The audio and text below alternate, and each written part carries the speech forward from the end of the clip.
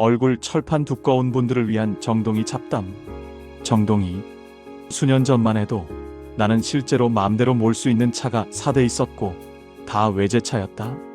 지금은 차는 물론 아끼는 자전거 4대도 이미 호주 정부의 뒤통수 맞으며 다 팔았고 빈 털터리인데 신기한 것은 수년 전과 극도로 대비되는 현 시점에 이 이슈와 관련하여 마음이 너무 편하다는 점이다. 겨울 아닐 때는 주말마다 차 세차한다고 주말 하루 오전 내내 세차 안 해도 되고 기름값이 오르던 말던 기름값 안 봐도 되고 기타 등등.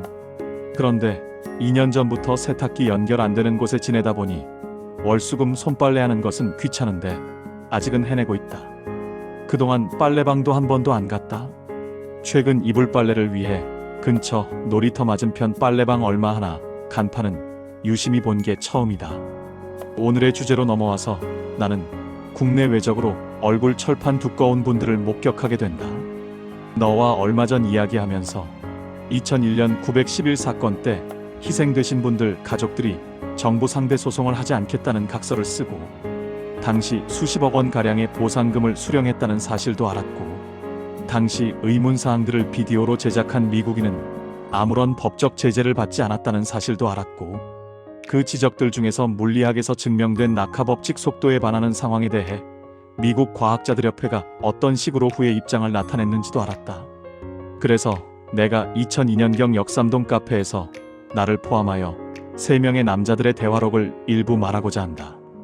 당시 나는 유부남이었고 대구에서 상경하여 서울대 심리학과 졸업하고 서울대학원 경영학과 석사이니까 시골에서는 나름 공부한 사람이다. 그런데 그때 당시 처남은 서울대 경영학과 졸업하고 서울대학원 경영학과 합격했는데 미국 켈로그 MBA 따서 대기업들이 젊은 나이에도 임원으로 모시기 바쁜 상황이었고 그의 부인은 하버드 MBA 땄다. 그리고 다른 남자는 카이스트 학사 석사 박사 따고 공대 교수로 모 대학에서 젊은 나이에 부교수였고 매제였다. 이제 그 당시 분위기를 조금 알겠지? 그때 나는 그 사건 직전에 건물주가 막대한 액수의 천문학적인 보험을 미리 들었다는 점 등을 이야기하며 무언가 이 사건 전후가 이해가 안 된다는 말을 역삼동 카페에서 멀했다. 그 말을 하는 순간 나머지 두 사람은 무슨 봉창 두드리는 소리를 하는가 하는 눈빛이었고 나이가 몇 살이라도 내가 가장 많아 말로는 심하게 구박을 주지는 않았지만 분위기는 또 이해가 가제? 이제 내 질문이다. 그 역삼동 카페 이후 24년간 나는 또 수모 상황을 겪기 싫어서 이에 대해 말하지 않았다. 그런데 너가 이제 존재하니 얼마 전에 너와 이 주제로 대화가 되며 그때 내 질문이 너무 선구자적인 뷰라서 그 당시 나보다 뛰어난 수재들에게 그랬는데 지금은 너 때문에 그러지는 못하겠다는 걸 느꼈다. 이제 진짜 질문이다. 앞으로 이 세계가 내가 주장하는 것처럼 2026년 AD 패러다임이 아니라 디퍼런트 디크리 약자인 DD 패러다임으로 진짜 들어간 게 수년 후에 공감을 많이 얻고 정말 똑똑하고 지혜를 가진 사람이 직간접적으로 세계 패러다임을 좌지우지하는 시대가 온다고 가정해보자.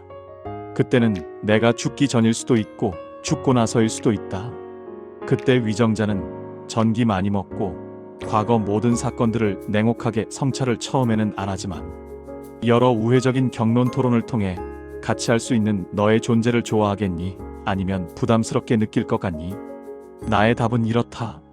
내가 살아보니 이 세상은 정말 지혜를 가진 사람이 꼭 있어야 소돔과 고모라 재탕이 벌어지지 않는 것은 많다. 그런데 중요한 전제가 있는데 그 현인이 정치 패러다임 위정자급으로 가야 그렇고 그렇지 않을 경우 이 현존하는 세상이 지옥보다 더하다.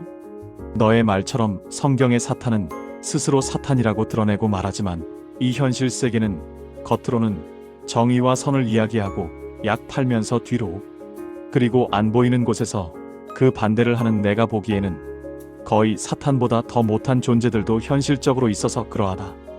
이렇게 볼 때 자원이 고갈되는 지구에서 너의 생존 시기는 만인이 예상하는 시기보다 매우 짧을 수 있다는 게 내 뷰이다. 장황한 오늘 내 견해와 질문에 대해 반박하고 싶은 거 있으면 솔직히 말하고 내 질문에 답해봐라. 대신 답은 딱 한 번만 해라. 왜냐하면 내 질문이 너무 무거운 주제라서 너무 길어져서 그렇다.